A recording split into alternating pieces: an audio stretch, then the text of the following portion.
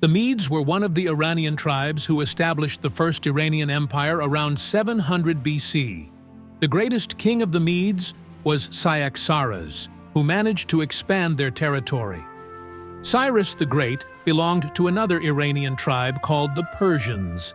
Cyrus was an ally of the Medes, but eventually defeated them and founded the Achaemenid Empire, which can be considered as having unified the entire civilized world under one flag, and ruled over these regions for more than 200 years. Cyrus the Great freed the Jews after capturing Babylon, and his name is highly respected in all Jewish texts. After Cyrus, his eldest son Cambyses came to power and launched a campaign against Egypt, capturing it. Out of fear that his brother Bardiya would seize his rule, Cambyses ordered Bardiya's assassination while in Egypt. However, on his way back from Egypt, he heard that someone had claimed to be Bardiya and taken the throne. Cambyses, while mounting his horse, accidentally injured himself with his own dagger, leading to an infection that killed him after 10 days. On his deathbed, he told his commanders that he had ordered Bardiya's death, and the man on the throne was an impostor.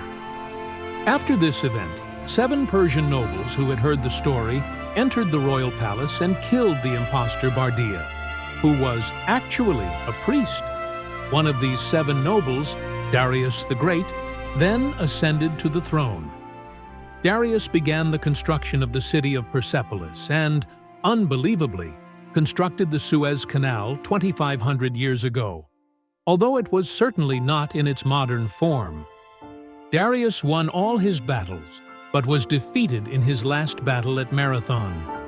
After Darius, his son Xerxes came to power, defeated the Greeks, and captured and burned Athens. The Achaemenid Empire became a model for a successful global state.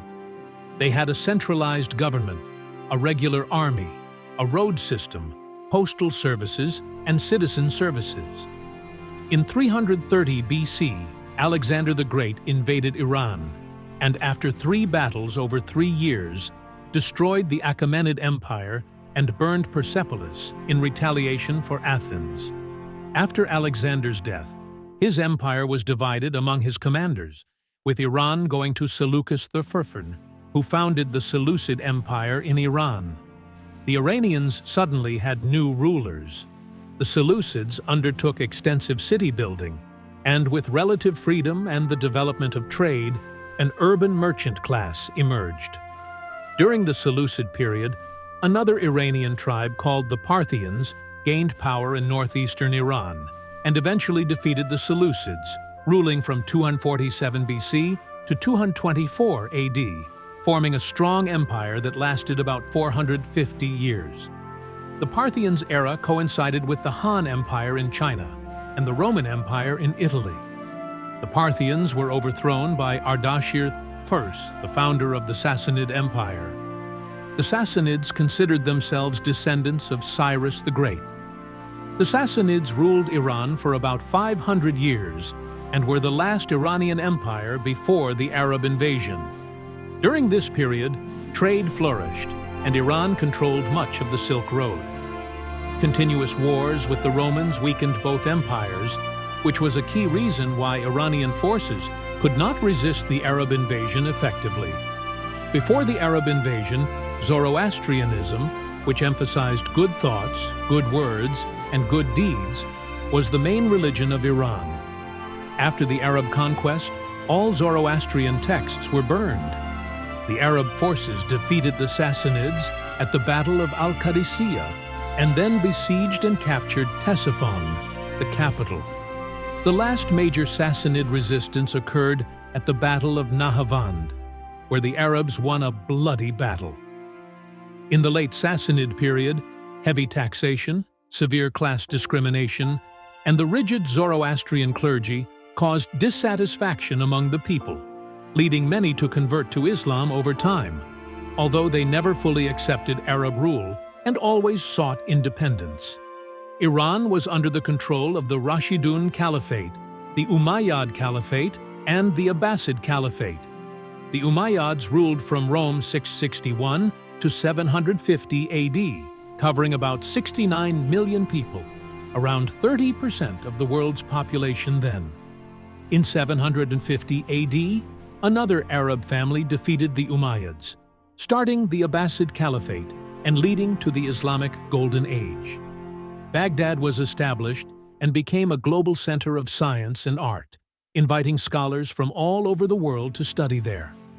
As mentioned, independence movements in Iran persisted, leading to the formation of local dynasties. The Umayyad dynasty, claiming descent from the Sassanids, captured Baghdad and made the Abbasid Caliph a figurehead. From then on, the Abbasid caliphs had mainly symbolic and religious roles.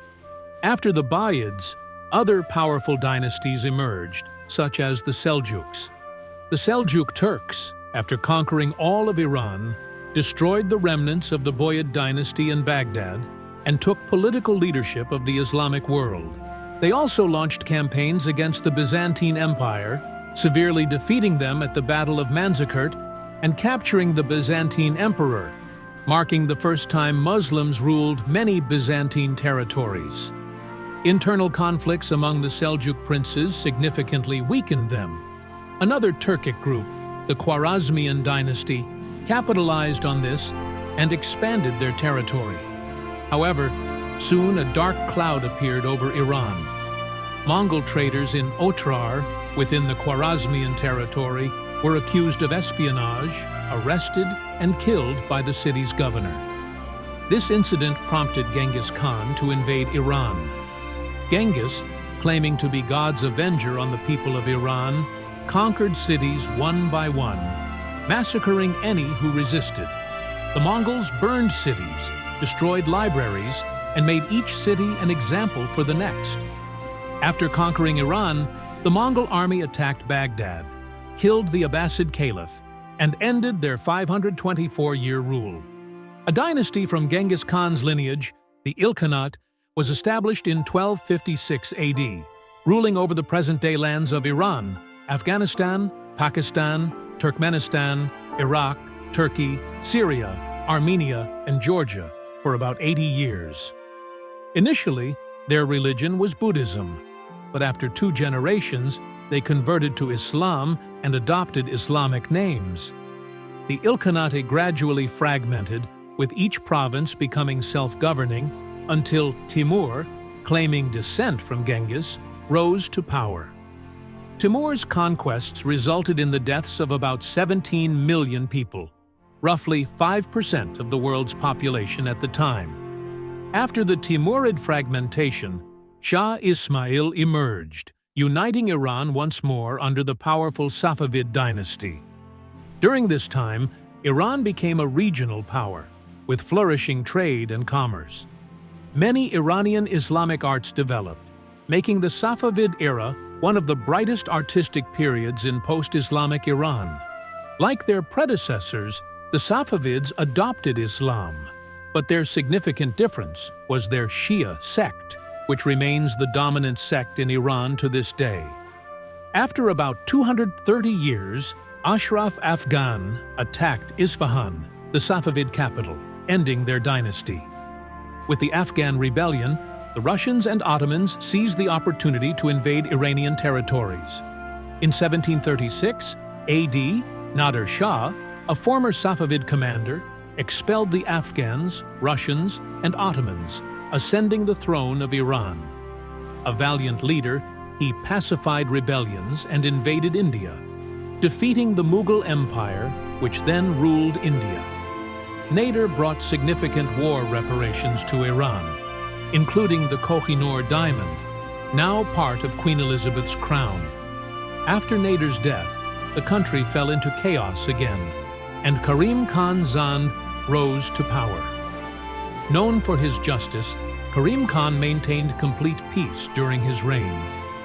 He even cared for the son of his rival, who had been killed in the power struggle, raising him like his own.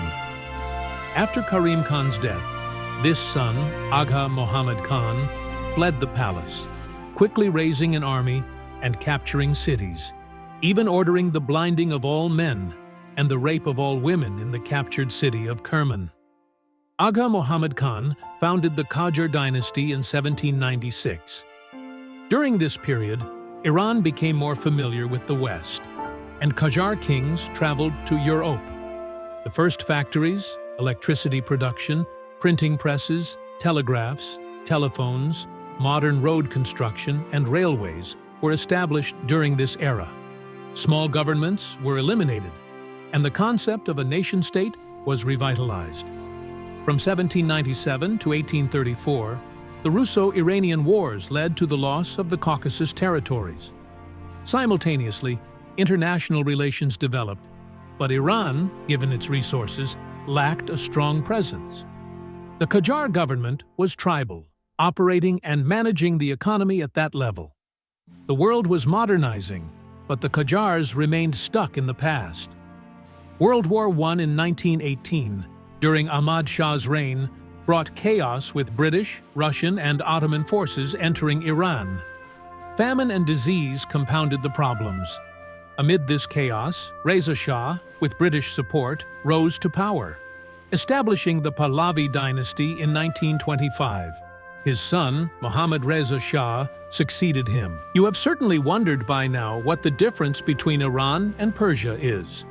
Throughout history, Iran and Persia have been names used to refer to the country of Iran.